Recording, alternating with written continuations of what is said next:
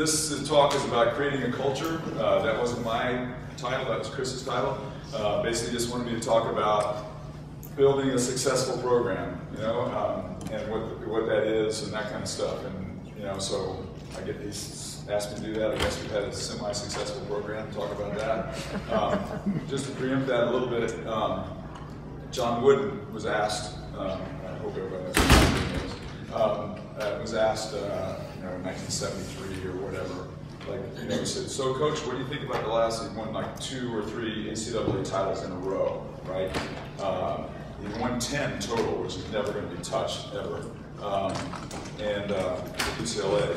And they asked him, said, what, like, Coach Wooden, like, what did you think of your last couple of years? Like, wow, that's awesome, you know, what'd you think of it? He goes, ask you 20 years. And they go, like, ask you 20 years? He goes, yes. I want to know, like, 20 years from now, are the boys successful, good, you know, they you know, really make a contribution to society, you know, and that kind of stuff? That's when I'll know how successful our season was, or our years here was. I think that's awesome. I think that's kind of what I'm talking about, right? It's like, it's not about wins and losses, it's about impact that you have, you know, on kids. It's like, somebody said to me the other day, you know, like, oh, I know who it was. Is Adrian in here?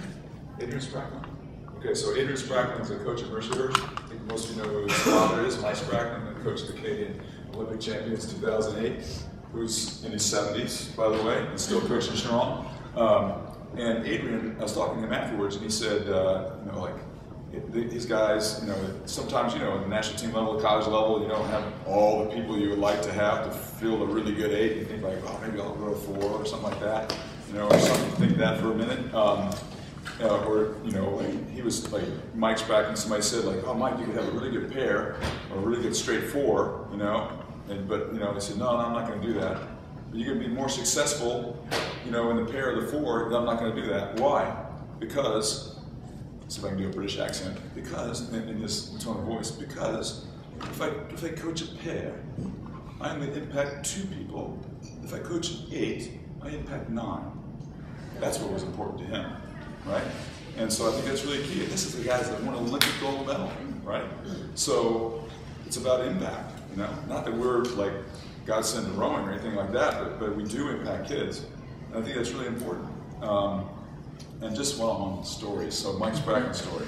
So I put the course in out in San Diego when he was coaching the U.S. guys back in the '96 quadrennial. I do a lot of courses on the side, or used to. Anyway, so I put this course in out in San Diego Training Center, ARCO. And so I took advantage of the fact, oh, I'll ride with Mike Sprackman for a couple of days and practice while I'm out there. And so they have 10 pairs across, 3,000 meters of water, 1 buoy line that I put in. So I have 5 pairs on one, 5 on the other. The pair right next to the buoy line, not bad. Think about the pairs 5 over and 5 over for 3,000 meters straight, right? Doing 3,000 meter pieces back and forth at a 12 in a pair, right? So 12 and an 8's hard enough in a pair, right? So they get done with one piece. You might know Mike Porterfield. Know who he is? Okay, yeah. So Mike Porterfield's in one of the pairs, you know.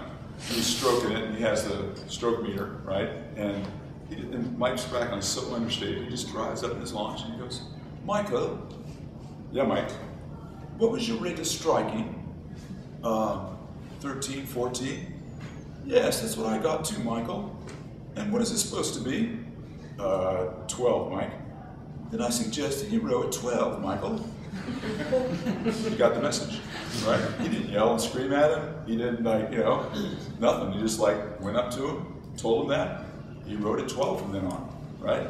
So, okay. So, what I'd like to talk about first is what I did with this, and I'm sorry, Jen, you're in for a second time. Anybody else here for a second time? I hope not. No offense to Jen, but I'm going like, why in the world are you? Anyway. My wife can't take more than 2 hours straight with me. So, yes? Oh, I live in Dan.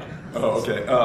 So what I did was, when I was asked to do this, I thought, and I did a little bit like this last year too, not quite the same, but said, you know, I just do it, like you guys experience it. So I sent an email out to alumni, parents, some, you know, like parents of alumni, you know, and the kids in the team, and said, I'm giving a talk on creating a culture of success. why don't you tell me what you think we've done over the years to do that? So they're living it, right? I'm living it, but they're in it, right? So that's what I did, and there it is.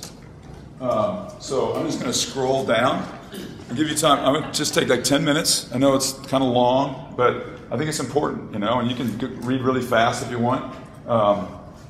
But I'll just scroll down, and when you're kind of done for the bottom, or like the bottom of that big paragraph, let me know, and I'll scroll down a little bit. Read kind of fast, because there's 4 pages of them. So I got 85 emails when I sent that out. So I think that says something right there, right? And then what they wrote.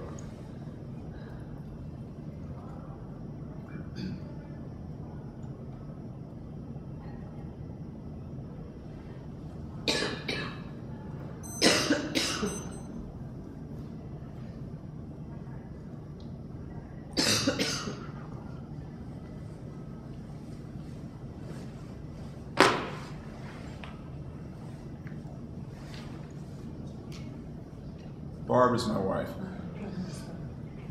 She's on the team email, so she knows what we're doing, because I forget to tell her like our schedule. So she said, put me on the team domo so I know what the heck's going on, right? So I sent a team email and asked for, she gave her 2 cents too, all right? Well, I think she's a hard ass. They don't think. She's nice to them.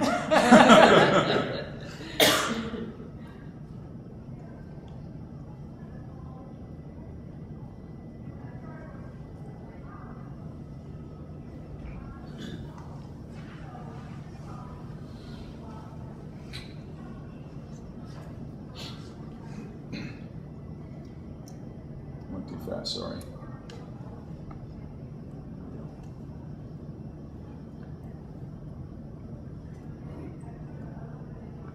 Like I said, these are responses from parents, present kids, alumni, kids that have gone on to row in the national team, for US, Canada, whatever, that just all over the map as far as demographics. Can I go down now? Yeah.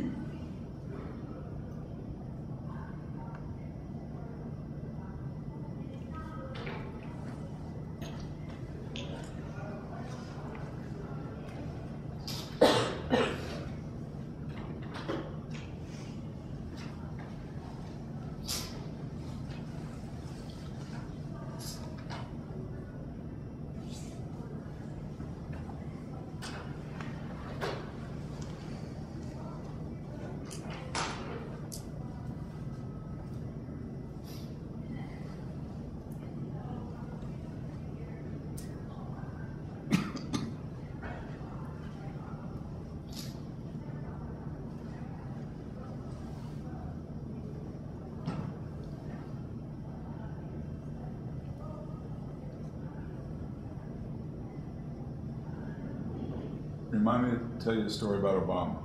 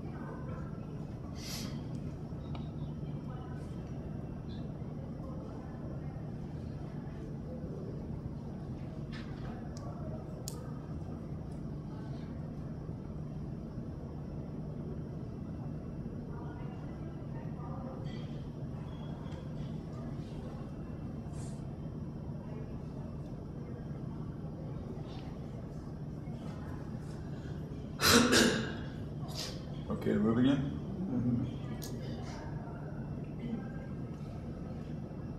A little more.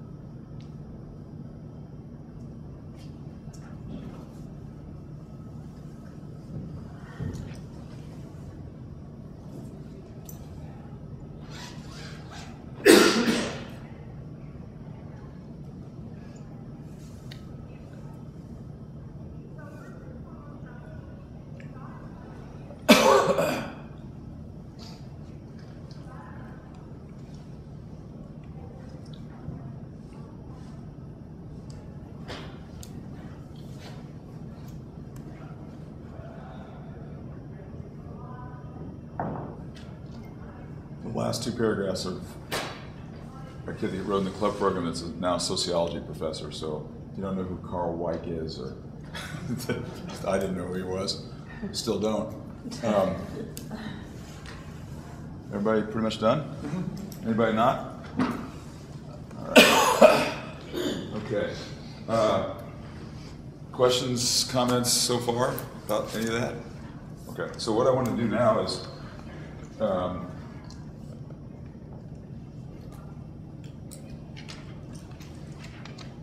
go to this and just go over kind of the. I added one since yesterday, Jen.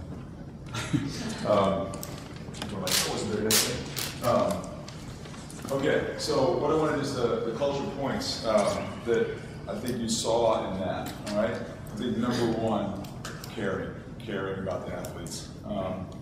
And I know that, you know, for myself as an athlete, it's really, I think it's paramount that you know that people care for you, you know, and like really have their best interests at heart. I know that's definitely true for people that I coach.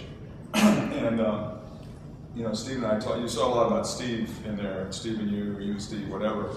Steve Pritzker's assistant coach has been in his ninth year. I think that's paramount. You have somebody that you trust and that is good, and you know, and buys into what you're trying to do. That's somebody that's really important in the program. I know it's not possible all the time to have long-time assistants and stuff. Very fortunate in that regard. I think that's really important that you have not just yourself. Like it's hard to do a lot of the things we're going to talk about by yourself. To have a lot of people around you. I'm very fortunate that my wife, our kids are grown up, and she's very involved in the team, and that kind of stuff, goes on the trips and all that. And we have a Survivor night every week. A lot of kids come over and watch Survivor, and stuff like that. That kind of stuff. And the big thing, the kids will say, is Bart coming? Is Bart coming? No, not this weekend. Oh man. And I go, I am. You always know.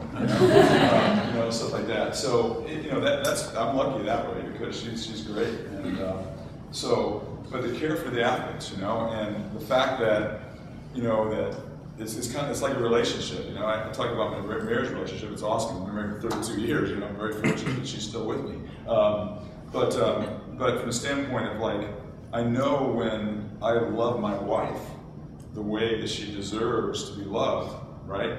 Then I can get away with some stuff. You know what I mean? Not that I'm trying to get away with stuff, but we're all, especially guys, we're all idiots, right? So it's there's a little grace. If you don't love your wife or your partner or whoever, the way that they want to be loved and deserve to be loved, then when they do something that's a little annoying, it's like poof, poof, it's like amazing, But if you do, love them like they deserve to be loved and they want to be loved, leave the toilet seat up, or whatever, then it's not as big a deal, Okay, so quick story. So when we go in, I'm trained now at home, toilet seat down, right? Which I don't understand necessarily.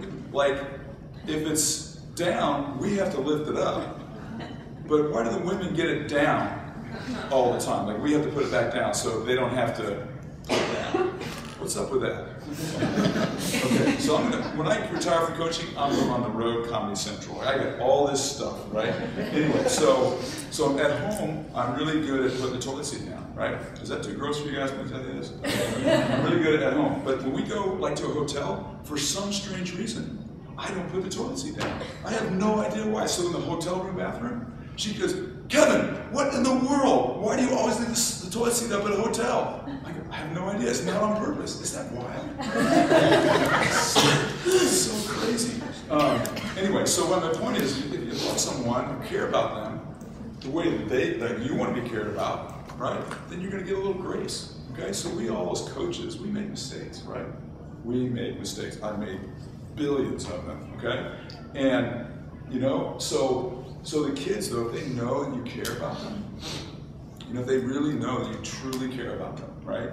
In your heart, in their heart, they know that. Then if you do something stupid, which we're going to do, they're going to give you a little grace. They're going to go oh, okay, yeah, I didn't mean that, or whatever, or something like that, So I think that's the kind of stuff that is really important. And also, they're going to go through the wall for you, right? They are. It's not that they're doing it for you, no, but you ask them to do stuff. You care for them, they're going to do it. They're going to go through the wall. I think that's a huge, huge thing. And Steve and I are both pretty intense type A personalities, right? And so he just has to be that tall, and I have to be, that kind of in my tall height. But the thing is that so that means since we're the same personality in a lot of ways, we're going to do this a little bit, right?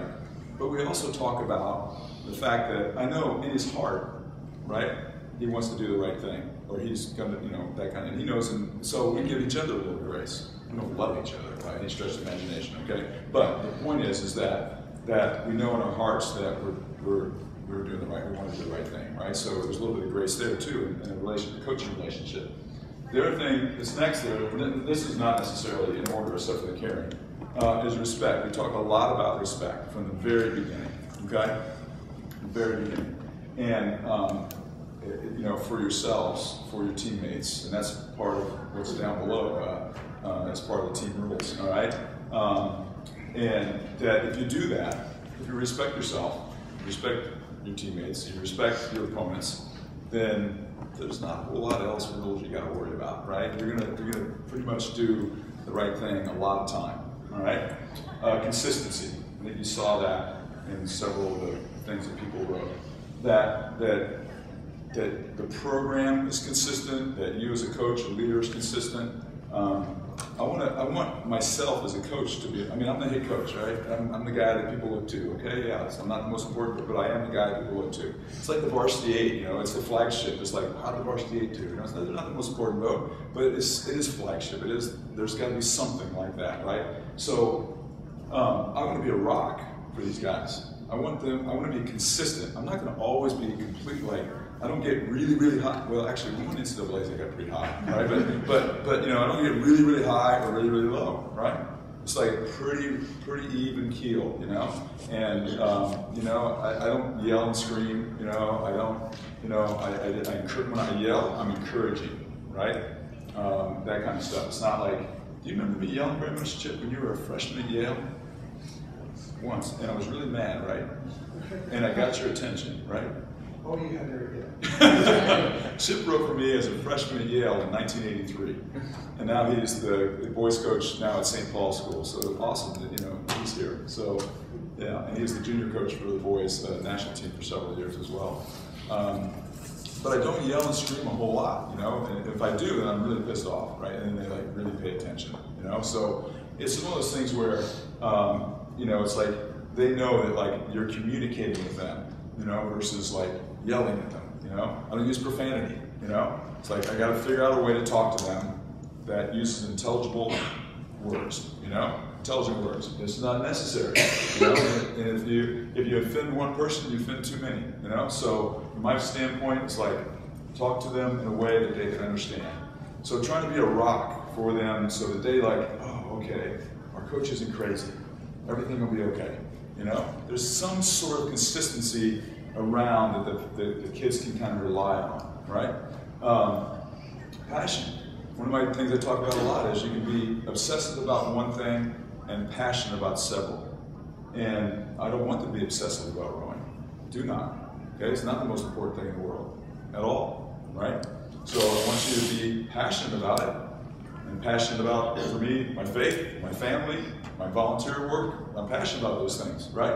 And my rowing team, you know, I'm pretty dang passionate about it, right? I want them to be passionate about it, but I want to let it go and be passionate about their schoolwork, about, you know, having a fun time in college within reason, all right? That kind of stuff. So I think the balance there, we talk about the priority / balance is kind of part of that as well. But to be passionate, if you're going to do it, you know, nobody's got a gun to your head, right? It's like you chose to do this, right? Even if you're on full scholarship, you can give up your scholarship, right? Nobody's forcing you to do this. So you made a choice, right? You made a choice to do this. Make a positive choice. To be passionate about it, right? That a lot of times a choice. Expectations and standards. I think you saw that in some of the stuff people wrote.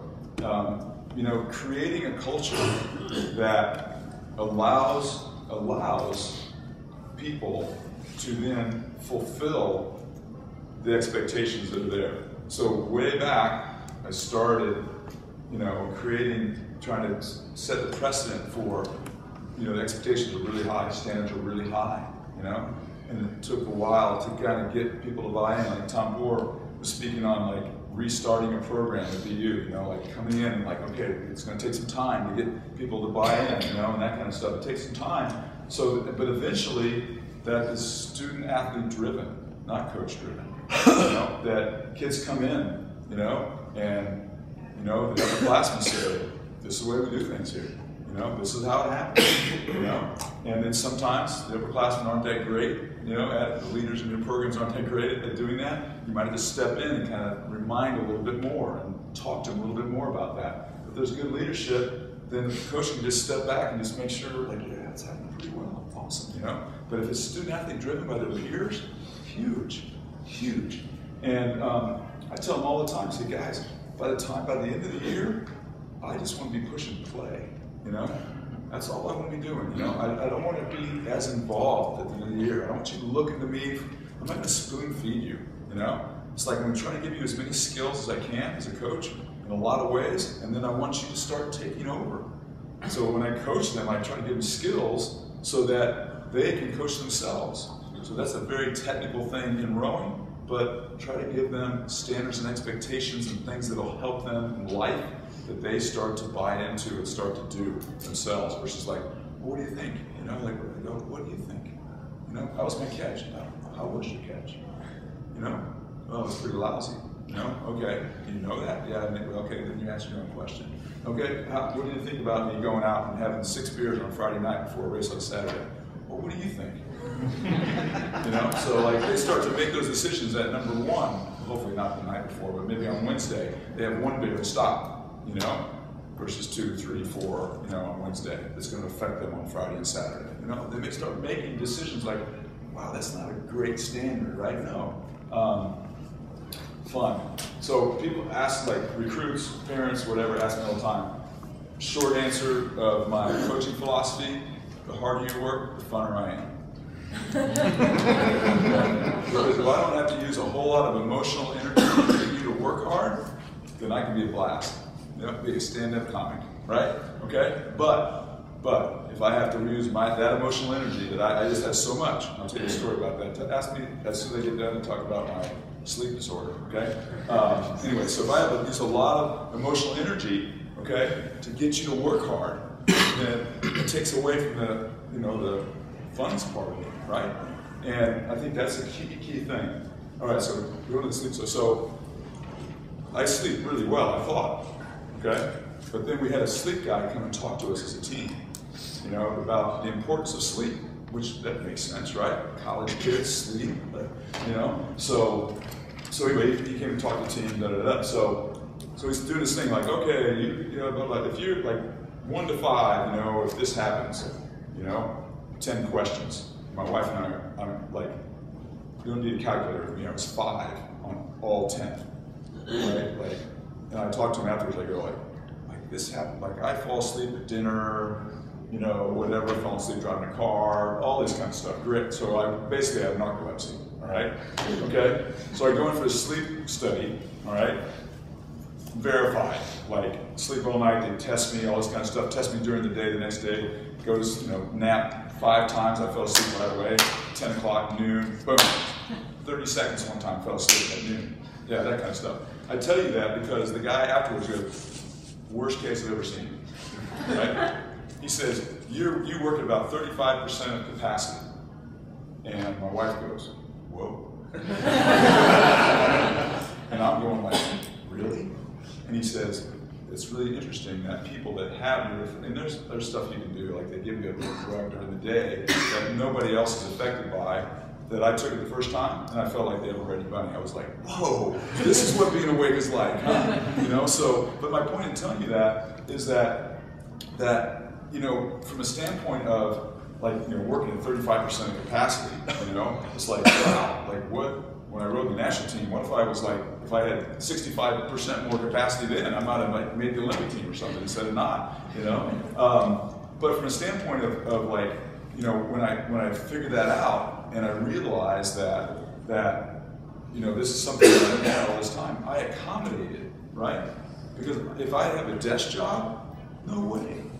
People that have that affliction, they go to like construction and where you're active all the time, right? So I had to be in something, I didn't know this of course, but I had to be in something where I was like moving all the time, right? Otherwise, you know, I didn't realize it, you know? But so it's just, that kind of stuff is just crazy in life. But so 35% capacity, and the joke is like, you know, like, well, you're pretty high functioning at 35%, you know? And he said, and my wife just like went, holy mackerel, like I can't stand more than 2 hours with him now, right? Like, what am I gonna do now when he takes this little pill and he's 100% or 80% or something? But anyway, okay, so priorities, okay? And you know, we talk about that, it's kind of like with the passion thing, it kind of aligns itself with that. Like, if you can, you'll have lots of things, not too many things, but things in your life that allow you to, you know, invest in this and be passionate here, step away.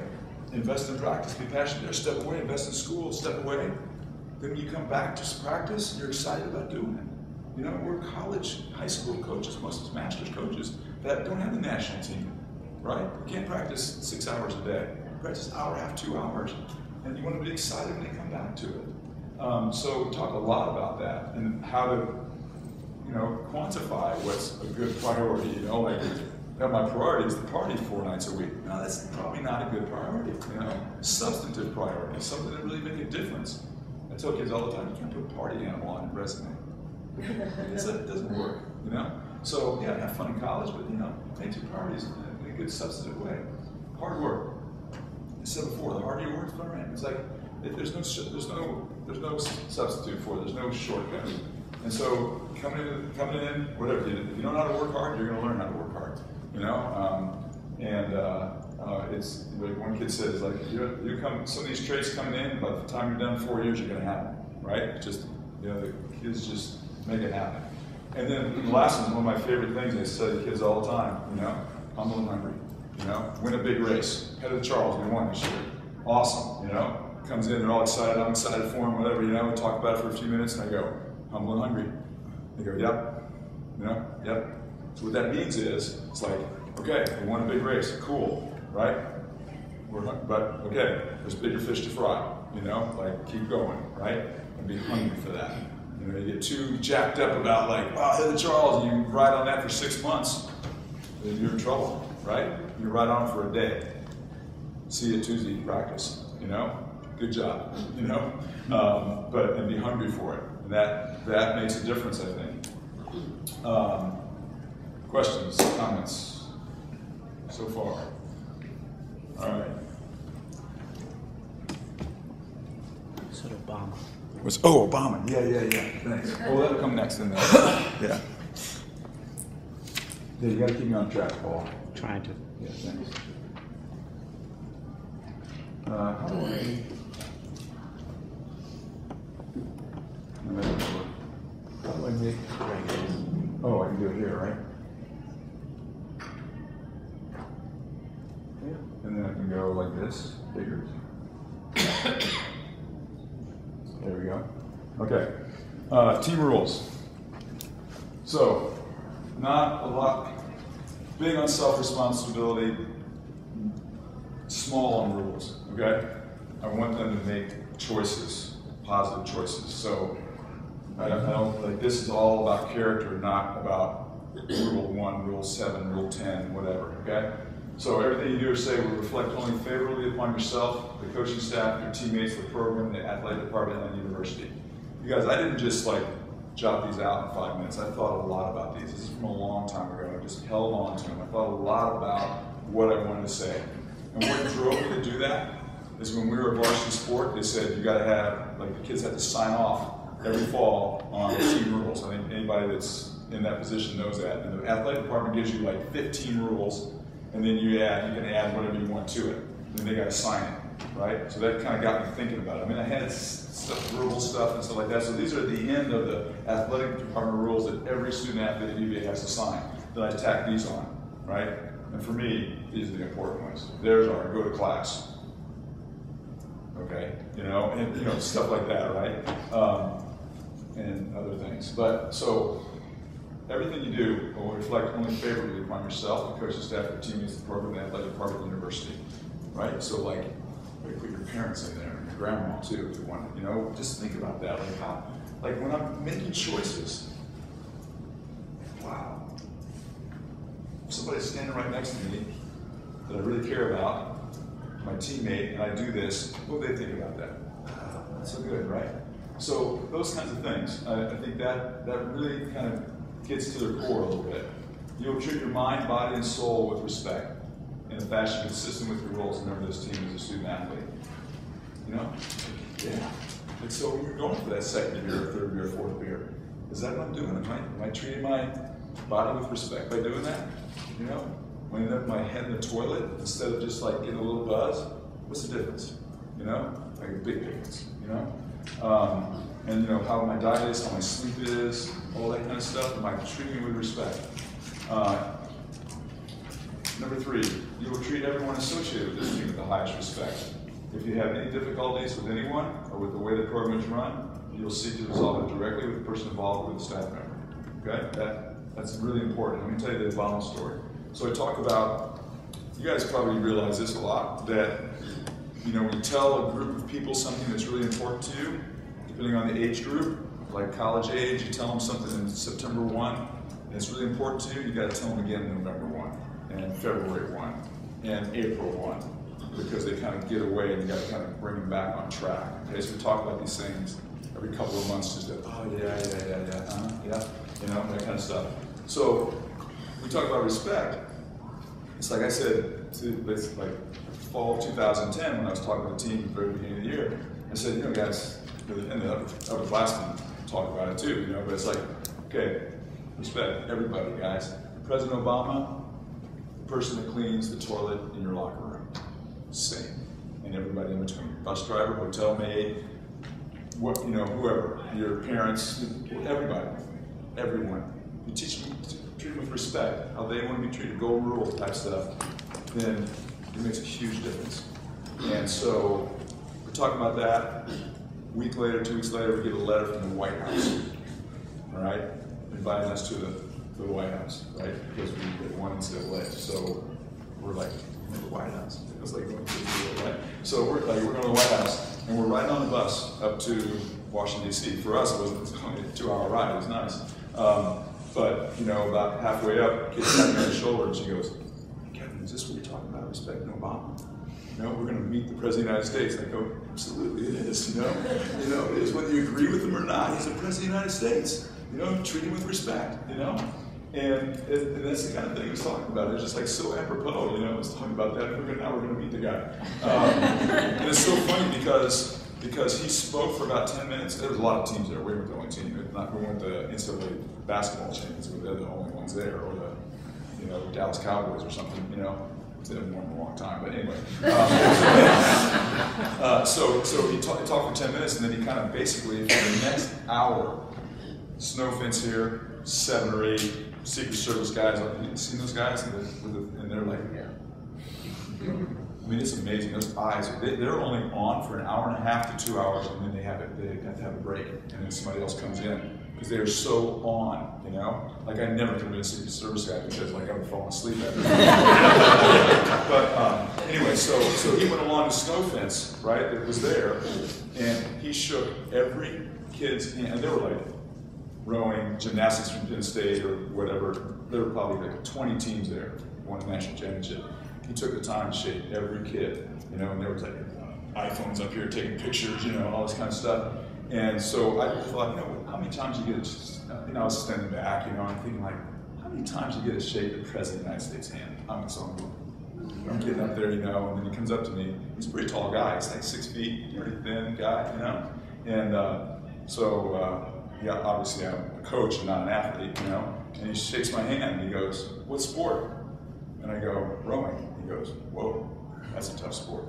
And that, and I go, "Yes, it is." And I said, "And you have a tough job." And he goes, "Yes, I do." True story. And just like that, you know, like, yeah. Tough sport, tough job. Your job may be a little tougher than my sport.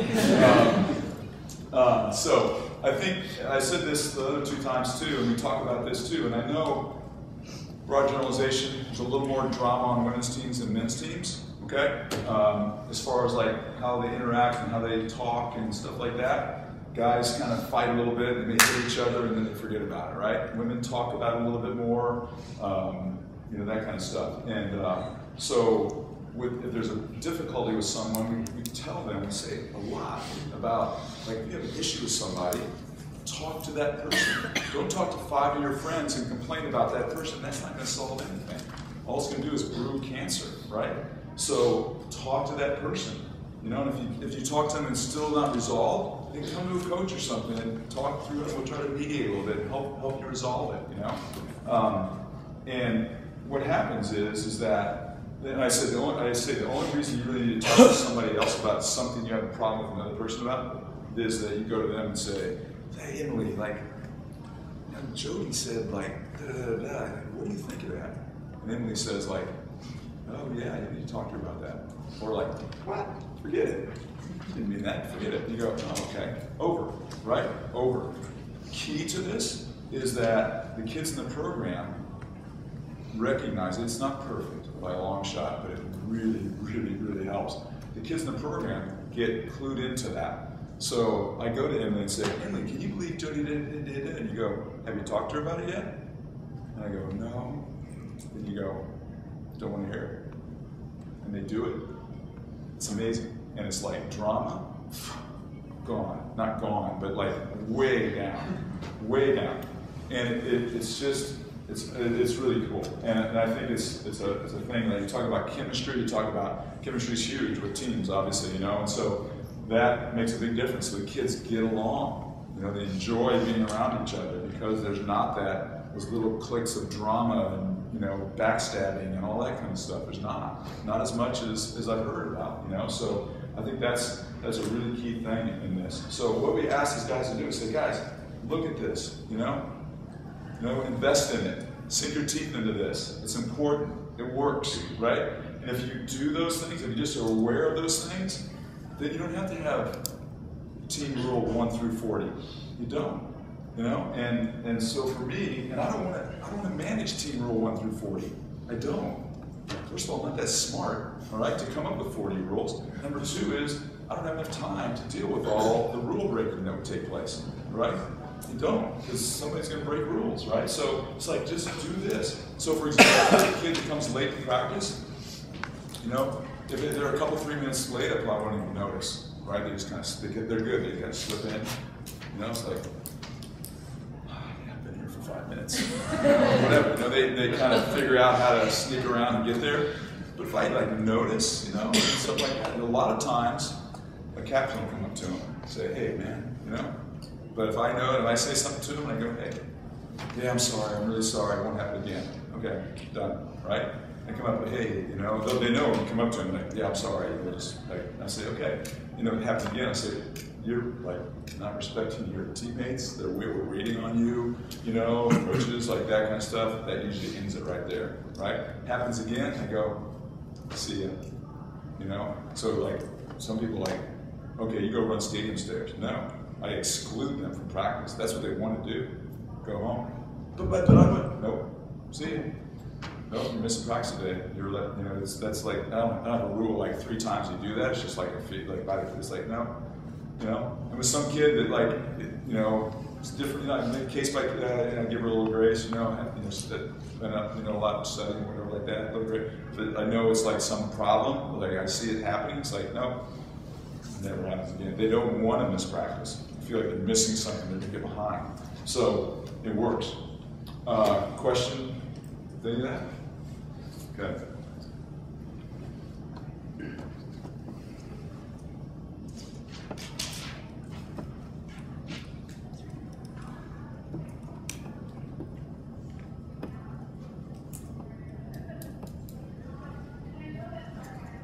Okay. Basic tenets of work in the program. So, just to make it simple for stupid, keep it simple for stupid, yeah. Me, right? Just like real hard all the time, right? Unless you're told to go easier. So if it's a technical row, you say, yeah, go half pressure, 3/4 pressure, we're just gonna work on this. A lot of the technical rows we do are full pressure because like we're pausing and you know, stuff like that. I want to get because we only have an hour and a half, right? So I want to get a workout in. So like we'll just go pretty hard while we're doing that. And so, and they want to race, they want to go hard. They're out there, they want to do it. So we just go hard all the time. And so that just makes it simple. Well, what's 75%? What's 85%? You know what? No, just go flat out, and we'll take the rate down to 18 or 22 or something like that. It makes it simple, you know. You learn how to go hard all the time. We do it all year long, erg assessment every week. Some sort of erg assessment, hard erg thing every week. So in the fall, for example, I'll show you here in a second. We do basically when they come back before they row in the water, 6K, 1 mile run. Actually, we did 20-minute first one, basically. But so 6K, 1 mile run. You can't go in the water until you meet the standard. What's the standard? Your standard, right? So if your 6K last year was 2 minutes, right? Well, the standard is nobody over 201 is rowing up to the varsity. 201 split for 6K. Doesn't matter what you did last year, but basically, it's 5% over your personal record. So if you were 155, personal record 6K, whatever 5% over that is, 157.5, 158, whatever that is, you have to row 158 to go in the water. So it's not ridiculous. It's not like I got a PR to row in the water after a summer. No, but 5% from it, say in some semblance of condition over the summer. And then mile run. So everybody has to go 8 minutes. Even the 6'4", 195 girl, 8-minute mile. Everybody, no matter what. Don't row until you do. But it's also off a percentage off of your PR. So if you're a 7-minute PR mile runner, 3% over that is 720. So you have to go at least 720. Don't row in the water until you do. People go like, oh man, geez. But they do it. As soon as you set the standard and say, this is what you got to do to row, they'll figure it out. Yep. How do you set the standard for the incoming freshmen? They don't have to do it. Because I don't know. There's no, like recruits and stuff, the novices do it, whatever, right? And the recruits, they just do it. We let them know about what's coming, and they do it. They run the mile. Actually, the freshmen have to break 8 minutes on the mile. They have to do that, okay? But the third thing is kind of like, that's hard, right? So we just have the freshmen do it. They do it like hard as they can. You go, and then you get a hierarchy, and then that kind of helps you see who's going to row up with varsity and who's going to row novice. So that kind of, and they start from there, and then from there, then you go, right? So that, yeah, for incoming freshman recruits, they just do the thing. It's not a standard for them. Yeah? You talk about, I feel like a lot of times athletes get suddenly very gimpy when it comes to testing. How do you manage real injuries versus... Yeah, if you're injured, you can't row on the water either, right? And if you can't, if you got a broken foot, with a bone in your foot that's broken, you can row, but you can't run. I understand that, and they don't have to run, right? But if they can't row on the erg, and then they can't run the water. And I know there's some instances where like the erg hurts somebody more than the water does, and that's case by case. Like the trainer says, like just the loads, that's like once in 1,000 if that's the case, though. So no, can't do it. It's amazing. It's like the injuries go away. You can't run the water. They won't run the water, and they do it. And if the kid doesn't make it the first time, there's not been one time that if they stay out for the team, they haven't qualified at some point. Not once. And I've been doing this for 20 years, right? Even closer. So it's like they do it because there's an expectation. Standard, we're talking about it before. Like it's an expectation, and it's yours. It's yours. Yeah, we're a pretty good program. So like 201 is not slow for minimum standard. Novices from the previous year. Like if you rode on the novice team the previous year, your standard coming up to the varsity is 203. If you rode on the varsity team the previous year, yours is 201. Or faster, like percentage, okay? So if your percent, like your PR is 2 minutes, and your percentage would be 5% would be 202.5. Doesn't matter, you still gotta go 201 as from the previous year. So that's what I'm talking about. So it's mainly your standard. Right? Your mile time, it's not a team standard, it's your standard. You gotta be close. You gotta be 5% to 3%. So then we start with that, and then we go, so 6K, next week, 2x3K with 2 minutes rest. Next week, 6x1K with 1 minute rest. 6K, 2x3K, 6x1K. 6K, 2x3K, 6x1K. Keep going, all the time. Change it a little bit in the spring, but still always one time a week. Erg assessment, every week. We got this British kid who's really good, all right? She came over this year. She's a grad student, all right? So she's already rode on the British national team. And she, like, after about 4 or 5 weeks, she comes up to me and she goes, Kevin, I'm really getting good at British accent. She goes, Kevin, she says, oh, I love this. And I go, oh, you like being in Virginia? She goes, well, yeah, but I love this erg testing.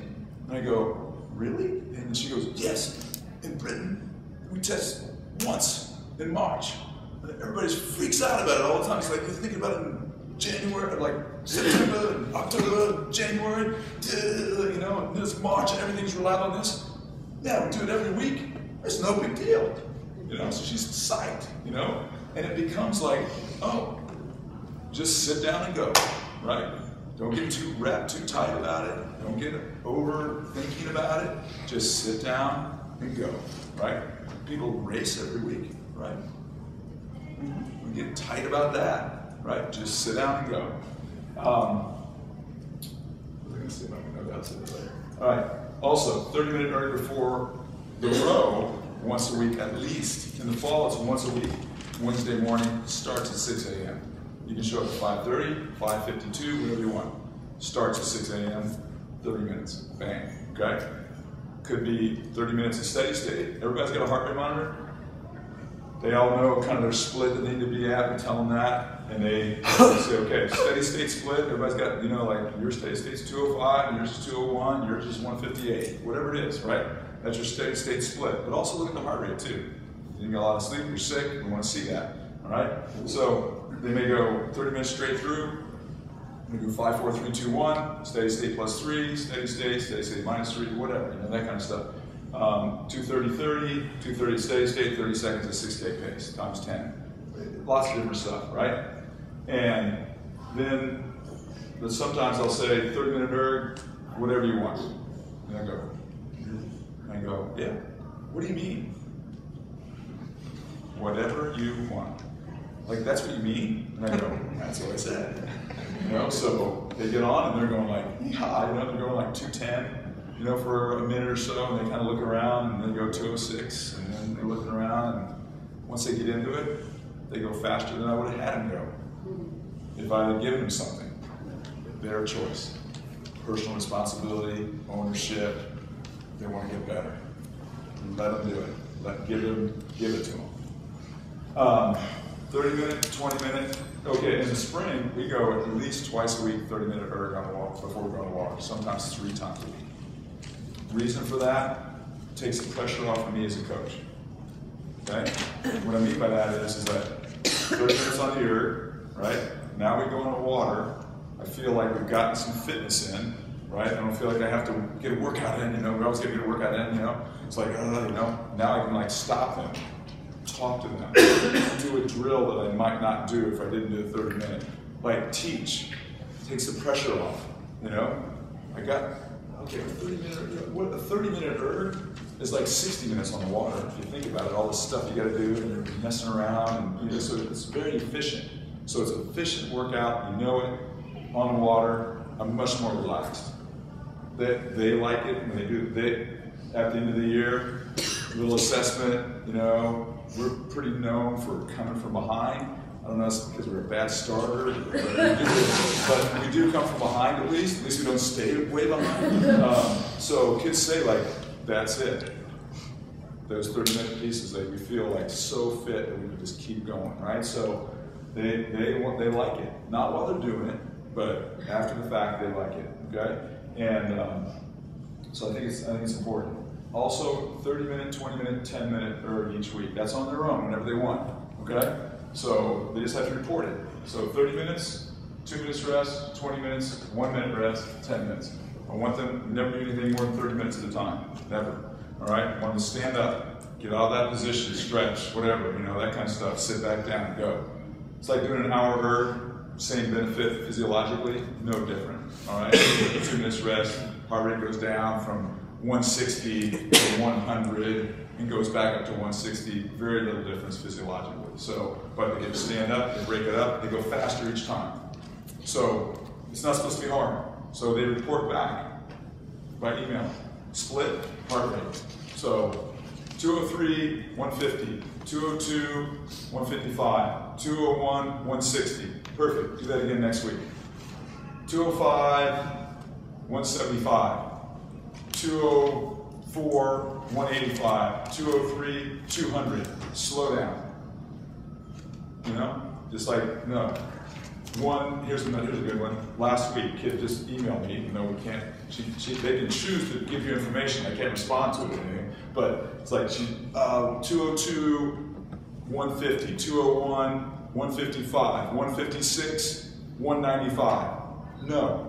I couldn't say no, but I'm going no, it's no, too hard. Save that for another workout, right? Or another way to look at it, it's a good way to account for kids.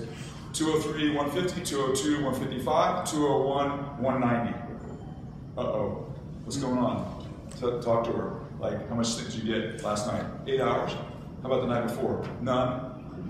Night before, the night before. Okay. See what happens when that happens? They start like going, oh. They start owning it a little bit, like understanding, empower them so they understand why that happens.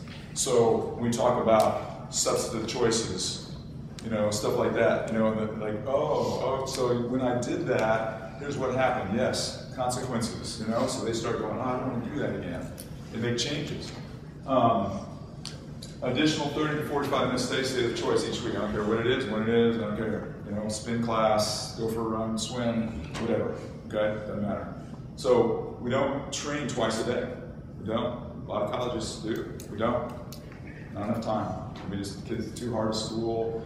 15 minutes to get to the boathouse each way. 10 to 15 minutes, like, no. So try to give them some time for themselves to do it. They do it. Okay? Questions about that? Yes? So you adding weight training in on that at all, or?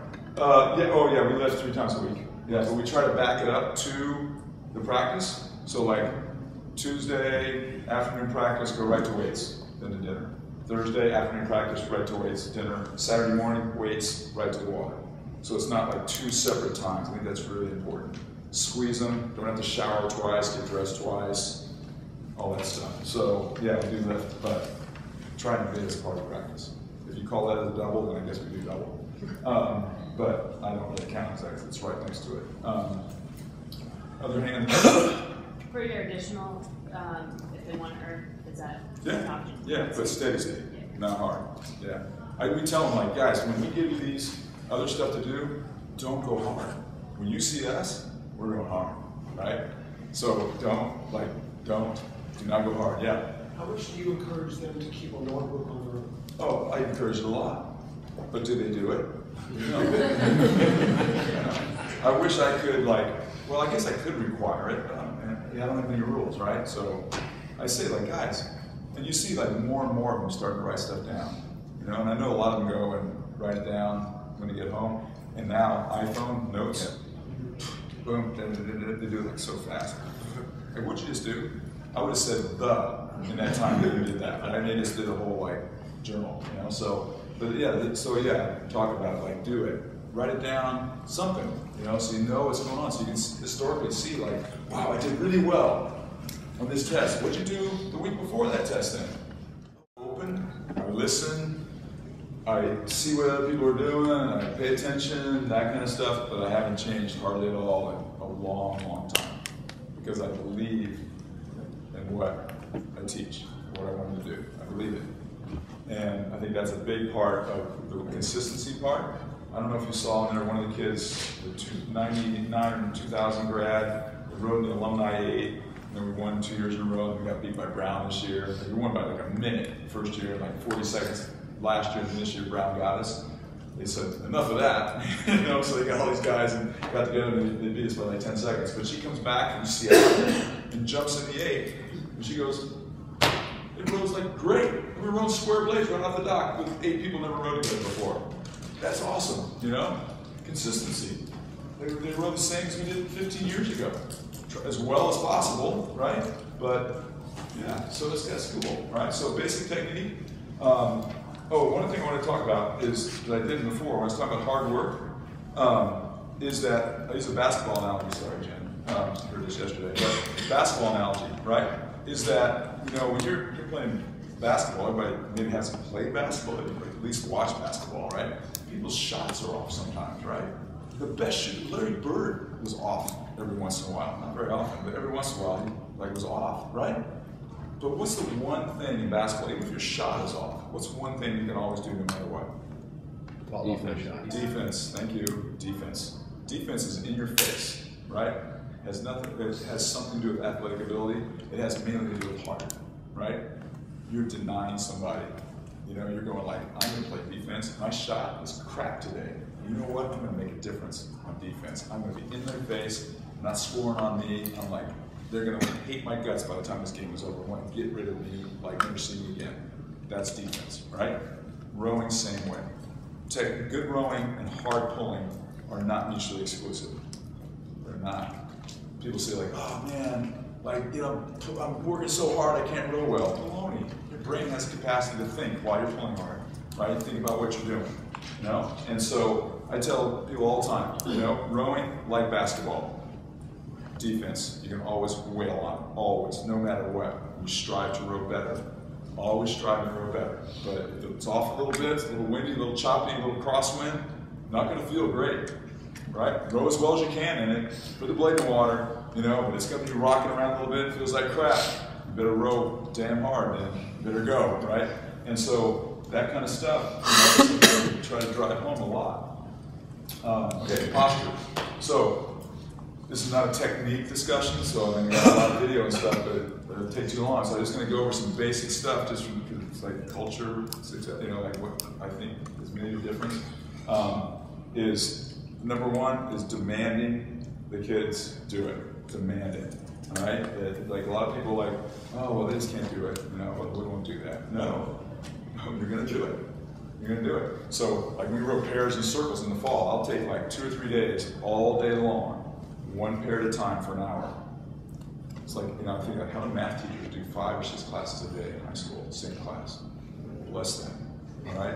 Unbelievable, unbelievable. So you know, in a circle, pair. Yes, yes, no, no, no, yes, yes, sort of, no, yes, catch, right? Blade in the water, look at it, look at it, look at it. Is that going in on the way back? I don't know. You don't know? Really? You're looking at it. Is it going in as it's going this way? Oh, no. Yeah, make it do that. Right? It's like, you know, so they look at it, now look forward. Don't look anymore. Feel it, feel it, feel it. Is it? I don't know. Okay, look again. Feel that when it's right. Oh, there's right. Yeah, that's good, that's good. Yeah, yeah, yeah, good. You feel that? Yes, yes, yes. Look forward again. Oh, I did, right? Yeah. You know, and just give feedback. Like, just get it. You know, all the time. Demand it. I took like 4th, 5th aid out a few years ago, and like I don't usually coach those guys very much. I can't, I don't have time, right? So took those guys out, you know, in the fall and said, all right, here we go, you guys. And they're kind of like looking at me like, oh boy, here we go. What are we going to do, you know? And I didn't know him, a nice guy and everything, but I didn't really coach him that much, right? So it's like, are we going to do drills like the varsity does? And I go, absolutely. Oh, we can't do those. And I go, yes, you can. Yes, you absolutely can. I'll show you how right now. 30 minutes later, they're doing all this, you know, all this great stuff, and they're like, wow, cool. That's really cool. I said, absolutely. You may not go as fast as a varsity, but you can row as well as they do and give everything you have on the end of the oar as well, right? So demanding of them, the expectations are high. Don't meet them. They want to meet them. Posture. So some of you guys have seen this before, but let me just show you real quick what I think is really, really, really important. How you sit on the seat. This is sitting on your pockets, right? Okay? Posture. This is like, I can force myself to sit up in this position, sitting on my pockets. When I bend over, oh, bad. Bad, not very strong, hard on the back. 13 moment arms instead of 1 moment arm, you know, that kind of stuff. When I get off my pockets and expose them to the bow, shift my pelvis this way, posture's a lot easier. I can pivot easier from the hip joint, much better for my body as far as injury as well. So huge difference in how you sit on the seat. Hands around the handle, points of contact, right? Hands around the handle, so that's a point of contact too, obviously sitting on the seat. Around the handle, like so, not like this, not the fingers on the drive, that's weak, okay? We do the thing, my technical things, where if I take Stu right here and just go on the fingers, like this, we can get away from each other really easy. But if we couple like a railroad coupling, no way, right? You don't have to squeeze it, you just hang on it, there's no way, right? So if you go around the handle, like this, much stronger. Marines did a study 25 years ago where they tested guys, they did diameter of the bar, large, medium, small, and on the fingertips here and like that. Not squeezing it, around it. Way more, smaller diameter bar around the handle. Way more. So smaller handles, you know, if you need to, shake down wood handles, old wood handles if that's what you got, so the kids can get around the handle. Much difference, okay? Big difference in the point of contact and the connection. The other contact is the feet. Huge difference. You see people come way up on the balls of the feet, okay, at the catch. all right? Because they're inflexible, that's okay. Don't limit how far you come forward, but try to drive the heel down as soon as possible. And if you can keep your heel down the whole way, you're going to be a lot more effective. You're going to involve the quads and the glutes a lot more off the heel than you are on the ball of your foot. And that's a weight room thing. Think about like guys in the weight room, heels to the floor, drive your heels into the floor. Same principle. The other thing that we talk about is recover to strength, okay? So many people, you know, when they recover, they come up here and then they do this. That's recovering to weakness. This isn't strong. It's also a twist of the body. Now you put your back in your back's hunched over and twisting like that, injury's going to happen. If you're in a position where somebody could hit you in the stomach, that kind of posture, right? And you would buckle over and you pivot over well and you turn with the handle, keep your shoulders in a good position. That's a turn, not a twist. That's a lot stronger, right? You've recovered to strength, and it's also less endurance.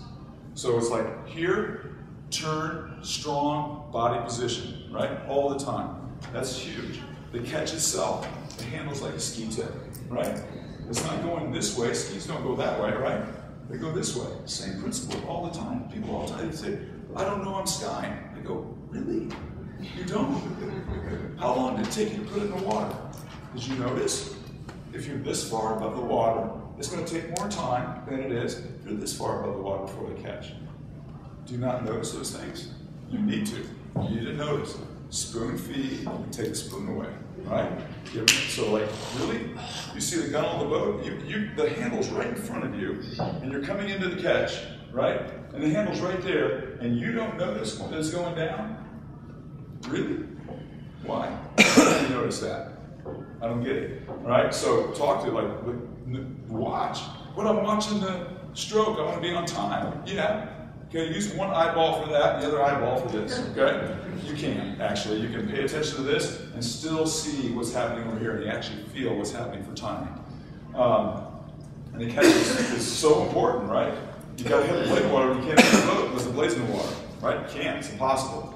Right? So full cover, right? Full cover, pressure on the face of the blade, keep full cover to the release. So that depth from catch to release, tight puddle, right? Really tight, okay? Not white water, leave the water in the lake, right? Keep it in there, tight puddle, not too deep, not at the shaft, but tight puddle, right? Pressure on the face of the blade. The more pressure you have in the face of the blade through the finish, all the way here, level handle, not into your lap, level handle, face of the blade, pressure, pressure, pressure, pressure, pressure. The more pressure you keep on, right, the easier it is to release. All right, you let off a little pressure, then it catches up with you, and it's hard to get out, and you start having a jerky finish, right? So draw, draw, draw, draw. Easy release, easy feather. I talk about coming out of the water over a grapefruit, right? Don't smash my grapefruit. I love grapefruits, right? So don't smash into them. Go over it, right? All right? And I also say, like, go around the grapefruit here, right? Here, come through, release around the grapefruit, right? David Copperfield, no wires, no strings, all right? Above it, behind it, below it, all right? Around the grapefruit, easy. And then on this end, it's a clementine, okay? It's small. Not very much, so the handle rises a little bit, all right? Allowing you to be able to square the blade at any point during the recovery. You'll know you've got good clearance. You can run off water, even if you have smooth water training. Drive connection. Okay, so this is a little, let me talk about, real quick, about recovery. So I teach a release and arms stretch and body out of bow at the same time. No separation, no this, and then go like that. I want them to do this, fluid. And the slide starts as the hand passes over the knees, not halfway to the shins. Let it start happening, right? The sooner you start to slide, the more time you have. The more you do arms over and body over, arm away, body over at the same time, more time you have as well, right? It takes less time to do this than it takes to do this, right? Less time here, again, more time to slide. Rate comes up easier. The other thing about the body at the release, okay? If you sit back here and do this, body weight stays in the bow. Boat plows, okay? Also, if you move this, all right? Now the boat lifts up a little bit, and your mass moving this way helps the boat go that way. You get more run out of the boat. And also, this happening right away guarantees body angle early, so you don't do this and lunge in. Drive connection. Could I have like 4 people real quick? I don't care. Anybody, come on. One more. All right, let's have you in the back. You 3 right here. Up against the chair. Right up against it. I'm going to push against the chair and you're going to fight and you're not going to let me go that way. All right, so you come right up there and then you give me your arm through them. No, just give me an arm. Yeah, there you go. Okay. All right, let me do this. There we go. Okay, so just lean back a little bit. Okay, so you guys are fighting it, right? Okay, now, here's what I'm going to show you. All right, so if you're looking at a drive, all right, catch position. If you just push the legs only, he can fight me. If you just swing the back, rub the back, he can fight me. If I do both, watch the difference. Okay? That's the drive right there. Thank you. Was I pulling on you? Was I doing the same thing? Was it different? Boom. Okay? So the philosophy there is, if you look at the hand, my hand right here, okay? These are my shins, these are my thighs, this is my chest. Okay, here's the position. I can do this, totally connected. Even if I only go halfway down and then start swinging, still effective to go sooner. Okay? So the angle between the chest and the thighs, excuse me, the faster you open that up, this angle from here to here, right? That angle, the faster you open it up, right? The faster the handle goes. With the blade buried, the faster the handle goes, the faster the boat goes. Just like that. Okay? I do that about once a week on the cowling of a still water launch with somebody sitting in the seat, me on the outside with my leg up on that cowling, right, facing the guy in the seat, and show him about once or twice a week, seriously, all year long. Reinforcement, fundamentals. John Wood, 1973 National Championships, the Monday game, or whatever it was, Sunday game, the day before, right? Day before, won the NCAA title. You know what he did at practice the day before? Dribble drills around the cones. Are you kidding? These guys have been playing basketball for 14 years, right? They're national champions. They're like ridiculous, right? Dribble drills, fundamentals, reinforcement, all the time. Drive connection, release. So we talked about, push, pry, you create momentum. Analogy. People that have never been in a weight room, box of books off the floor in the garage, right? They'll do it naturally, right? So I'll stand up on the chair so everybody can see. Okay, they'll do it naturally. If you got a box of books on the floor, put it on a high shelf. Okay, get the box of books. Most people will not do this. They won't go, uh-oh, now what do I do? Right? And most people will not go like that. You're disconnected on the ceiling. Okay. Most people naturally will go to create momentum to get the box of books up here. Okay? So they'll go to get it up there. They won't go push, pry, deadlift. Guys, it goes like deadlift 400 pounds. You know? Do you think they're doing it like this? No. Right? They're doing it like this. Stand up. It's push, pry. That's what moves the handle. The bar, that's what moves the handle. Okay? So, and if you create that connection and that momentum early, it allows you to finish. You don't have to go like, people want to pull hard. They don't do much early. If they don't do enough early, they're going to go, right? If they do a lot early, all they got to do is just keep it going, right? Just drive it, get the box of books up to the shelf because you created momentum early, and then you go, right? If you do that well, pressure to face the blade, release, move out of the back, boat goes that way, flows right out from underneath you, fluid, easy. Okay? Questions? I'll show you one videotape, all right? Is that all right? Yeah. 2010 Varsity 8. I hope I can find it. It's so technically deficient here.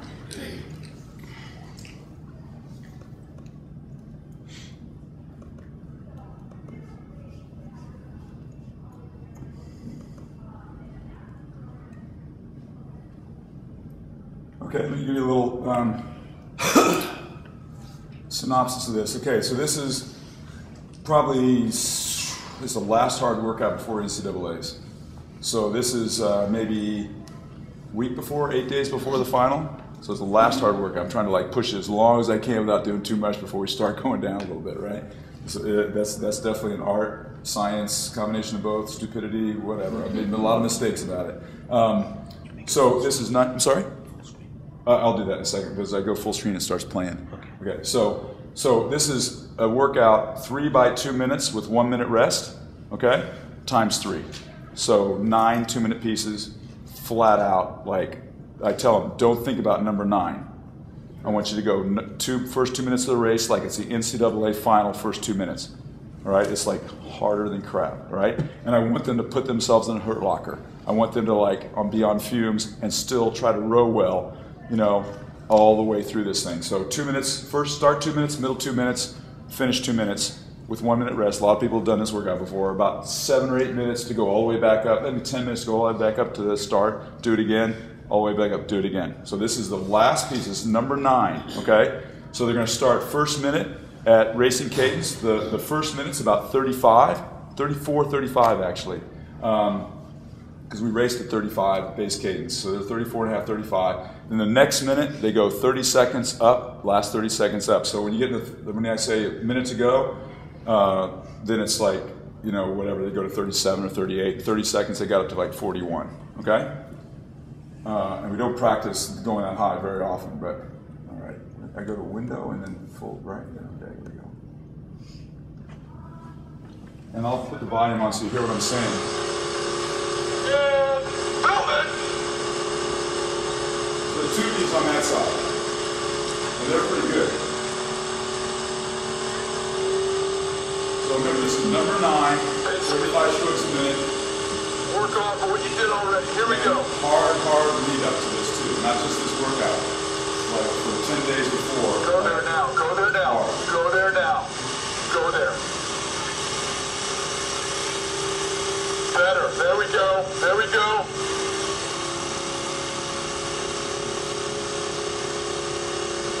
Yep. 30 more seconds here. Take care of business right here. 30 more seconds of race cadence. Right here, guys, right here. Stroke. Technical fundamentals. Stretch out. Lock on, Helen, lock. Stay locked. Yeah, better, guys, better. All right, here we go. Here we go. Last minute. Here we go, boats. Both boats. Here we go, guys. Now they're going to about 37, 38. Effective. Take a chance. You're gonna feel this. How do you respond? Technically, effort, boom. Yep. 30 seconds, guys. 30 seconds to win. Here we go. Contract, blade in, contract, blade in. Everybody, blade in. On the way back. Take it right up. Yep. All right, is there another gear? 15 seconds, another one. Speed gear. Yeah. Keep going, Sid. Keep going, Jenny. Here we go. Yeah. Easy. That still gives me goosebumps. Okay, so that crew, just to give a little background, finished second in NCAAs, and they were open water behind with 450 meters to go, and ended up a deck behind Yale. Yale was a perfect race, exactly what they had to do to win. They got way out, and we climbed on them and didn't catch them. And so they won it. But the key thing there is their average Erg score was 11 seconds per person faster than ours. They were like 7:05, they were 6:54. They had 2 kids in that boat under 6:40. Yeah, college kids. The stroke went on to stroke the under 23.8 and won a gold medal that summer. And then after her senior year at Yale, just graduated, rode in the US 8 and won a gold medal in New Zealand. So that's what we were competing against. Unbelievable talent. But we were close to them. We didn't win. They won. They beat us, right? But they were way stronger than us. All right, and so trying to row hard and well with what you have. We have what we have. We recruit, we do whatever, we find a kid down the hall, whatever. It is what it is, right? So you got to get as much out of them as possible. And what we talked about, the culture is part of that, you know? Getting as much out of them as possible. That's not our motivation to get as much out of them as possible, but it is the way you do it, right? From the culture you create, the demands you make on the kids, the care you have for them, the demands you make technically, the work you do. And these kids, like, when I tell them this workout, they look at me and they go, yeah, they hurt like crazy, right? And they're done, they're out of gas, you know, but they believe it, you know, because they trust it. You know, I'm not going to do something stupid every once in a while. But anyway, but they trust it, you know, because of what the culture, like what we've done back here, right? Over the years, over that year, that kind of stuff. Then when you ask for more and more and more, you notice I was yelling at him, but how was I yelling at him? Yep, go. Blade in, Katrin. Yep, better. Go, you know? So fundamentals, harder, better, higher, stronger, all that stuff. They'll get it. Questions? Cool. Thank you very much.